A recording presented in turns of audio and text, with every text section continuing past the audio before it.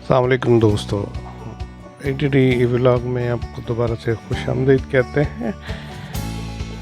दोस्तों माजरत के काफ़ी दिनों की गैप से हम आपसे दोबारा मिल रहे हैं। मसरूफियात की बिना पे हम थोड़ा दूर रहे।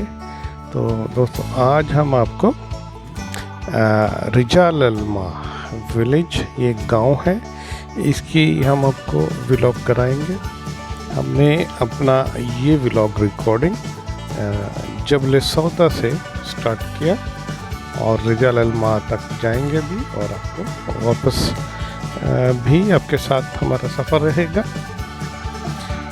तो दोस्तों रिजाल अलमा ये अबहा से तकरीबन 50 किलोमीटर के फासले पे है।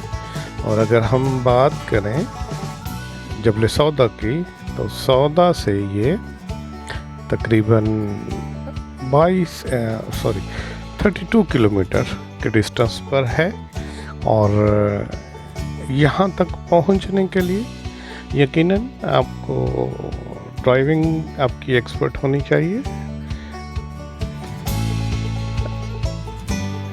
क्योंकि अगर हम सौदा से आगे जाएं तो तकरीबन 5 किलोमीटर के बाद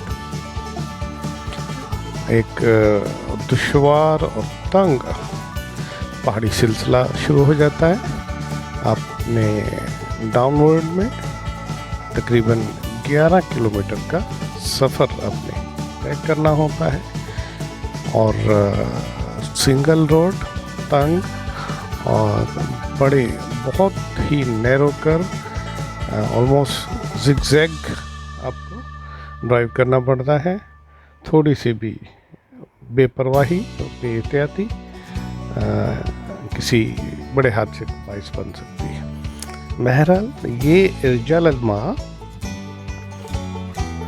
अभी आप देखें हम आपको इस रिजाल अलमा पहुँच कर हैं और अब हम इसको आपको विज़िट करा रहे रिजाल अलमा के। दोस्तों ये गांव तकरीबन 900 साल पुराना है और ये वर्टिकल ज़्यादा इसकी बिल्डिंग्स बनी हैं और पत्थरों और क्ले और इस तरह इसकी। तो कहा जाता है कि किसी ज़माने में ये एक तिजारती हब हुआ करता था, यमन से अर्ज़ मुक़द्दस हिजाज़ की तरफ, मक्का मदीना शरीफ की तरफ आने वालों के लिए। तो ये एक तिजारती रास्ता होता था। लोग यहाँ पर आकर अपना क़याम करते थे और यहाँ से अशिया इधर से उधर भी फ़रोख्त के लिए ले जाते।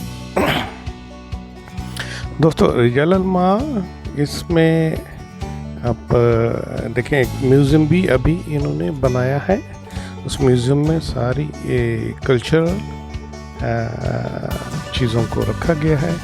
हम इस वक्त इस गांव के अंदरूनी हिस्से की तरफ आपको ले जा रहे हैं।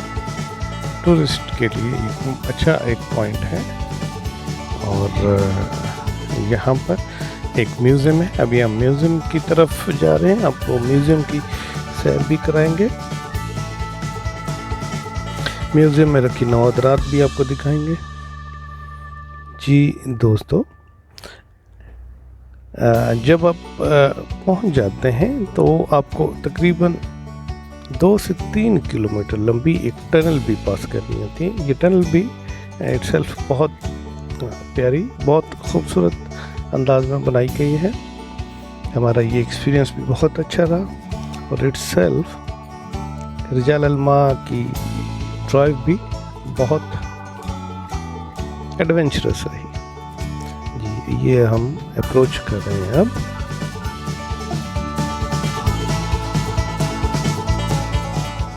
म्यूज़ियम की तरफ देख रहे हैं। म्यूज़ियम के अंदर कुछ टिकट्स भी हैं। टिकट लेने के बाद हम अंदर दाखिल हो गए और अभी हम आपको यहाँ पर सारी चीज़ें दिखाएंगे।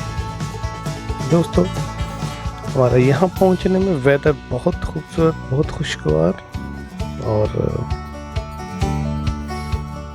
बहुत एंजॉय किया हमने जी। ये अब देख रहे हैं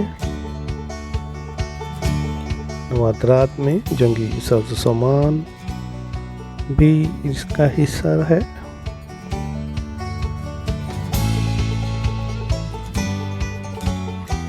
यहाँ पर जब आप एंटर होते हैं तो एक आपको हमने दिखाया, एक यहाँ पर कोर्टयार्ड है जो वहाँ पर म्यूज़िकल कॉन्सर्ट फंक्शंस वगैरह भी अरेंज करते हैं। और वहीं पर एक छोटा सा सुपर स्टोर भी आपको मिलेगा जहाँ पर आपको खाने पीने की तकरीबन तमाम अशिया मिल जाएगी।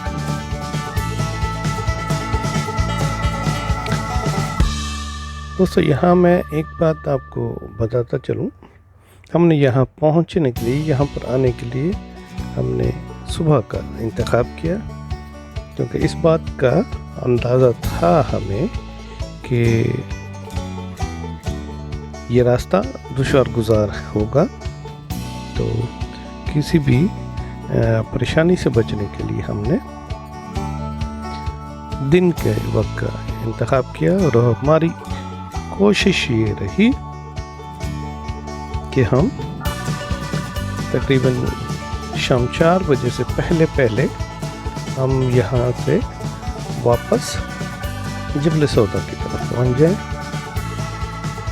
जबल सौदा से अबहा का सफ़र वो भी हम अपने अगले व्लॉग में आपसे शेयर करेंगे। वो कदरे आसान है अगर हम बात करें रिजाल अलमा की जबल सौदा से, क्योंकि ये एक तंग पहाड़ी रास्ता है जो कि 11 किलोमीटर डाउन में आप जाते हैं। जब हमने वापसी की ड्राइव की तो गाड़ी हमारी 15 से 20 किलोमीटर से ज़्यादा की रफ्तार नहीं ले रही, क्योंकि टोटल ये वर्टिकल ड्राइव है।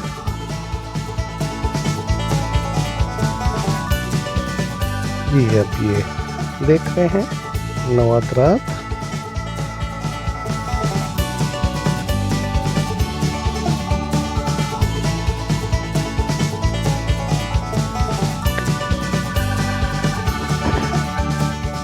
दोस्तों, हम तकरीबन अगस्त में हमने विज़िट किया और ईद भी जा चुकी थी, तो इसलिए आपको यहाँ पर टूरिस्ट का रश थोड़ा कम नज़र आ रहा होगा, क्योंकि बड़ी ईद, छोटी ईद के आसपास बहुत ज़्यादा टूरिस्ट का रश यहाँ पे, तो उसका टूरिस्ट ज़्यादा होने की वजह से एक ये भी मामला रहता है कि आपको होटल बुकिंग और होटलिंग और बहुत मुश्किल हो जाती है। किराए भी बहुत ज़्यादा होटलों के बढ़ जाता है।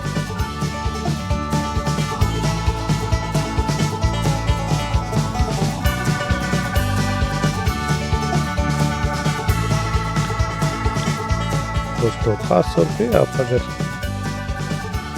सऊदी अरब में रेजिडेंट हैं और आप सैर करना चाहें तो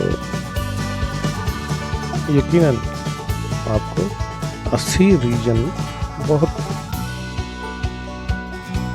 प्यारा लगेगा और आपका ट्रिप भी यादगार रहेगा।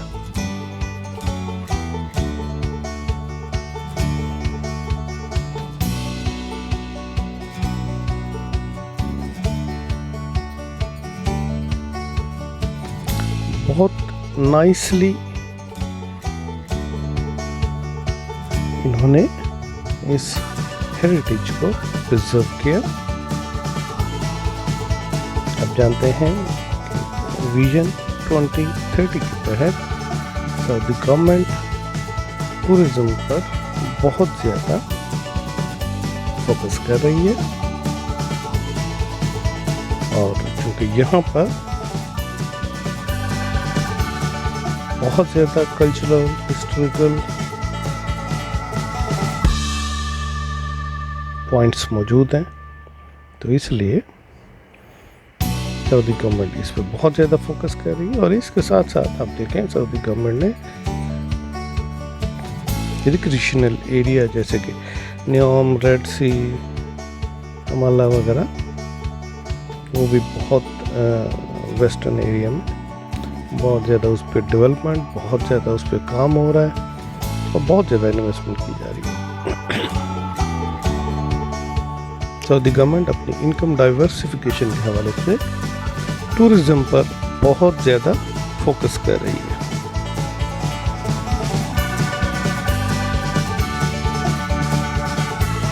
जी, अब देख रहे होंगे, हमारे साथ एंजॉय कर रहे होंगे।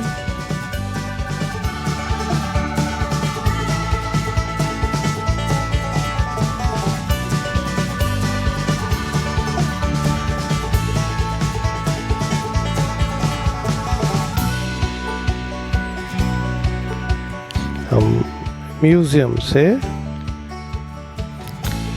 इस वक्त बाहर आ चुके हैं। अभी हम आपको दिखा रहे हैं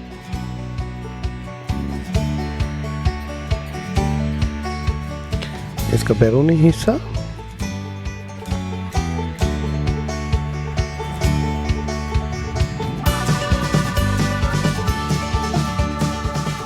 दोस्तों, यहाँ पर आते हुए हमें रास्ते में बहुत सी जगहों पर छोटे छोटे पार्क्स भी मिले।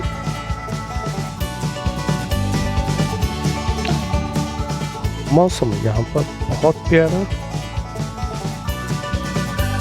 और बहुत एंजॉय करने वाला मौसम।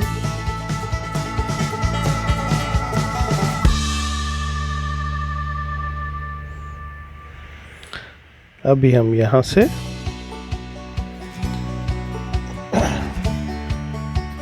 वापस आने के बाद नीचे स्टोर की तरफ भी जाएंगे। ये हम नीचे देख रहे हैं कोटिया। दोस्तों, वहाँ से वापस निकले तो रास्ते में, जैसे मैंने आपको कहा, यहाँ पर पार्क्स, तो ये हमने अपने सफ़र के दरमियान में एक पार्क पर थोड़ा स्टे किया। दोस्तों, एक चीज़ यहाँ पर बंदर आप ये देख रहे हैं, बहुत ज़्यादा इस एरिया में बहुत ज़्यादा आपको बंदर नज़र आएंगे। ये देखें, पार्क के अंदर बंदरों की मौज लग रही है। और हत्ता के इस सारे पहाड़ी सिलसिले में आपको साइड्स पे बहुत ज़्यादा बंदर नज़र आते हैं। कुछ जगहों पर तो ऐसे महसूस होता है जैसे मंकी पार्टी चल रही है। यहाँ पर भी एक रेस्ट एरिया पार्क के साथ और एक छोटा सा स्टोर भी मौजूद। चूँकि वर्टिकल ड्राइव की वजह से हमारी गाड़ी को थोड़ा रेस्ट देने की हिसाब से भी यहाँ पे रुके। और आप देख रहे हैं यहाँ पे मौसम कैसा हो रहा है। बादलों का साथ हमारे सफ़र में जारी है।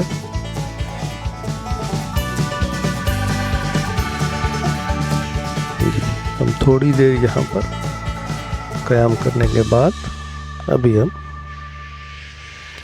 वापस अपने सफ़र में रवाना होंगे।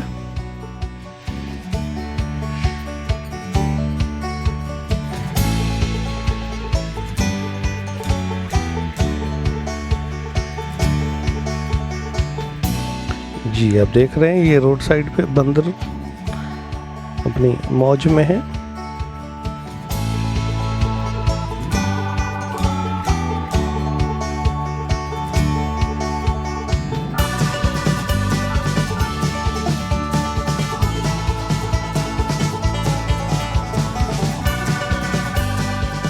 देखें आप, बादल हमें रास्ते में क्रॉस करते हुए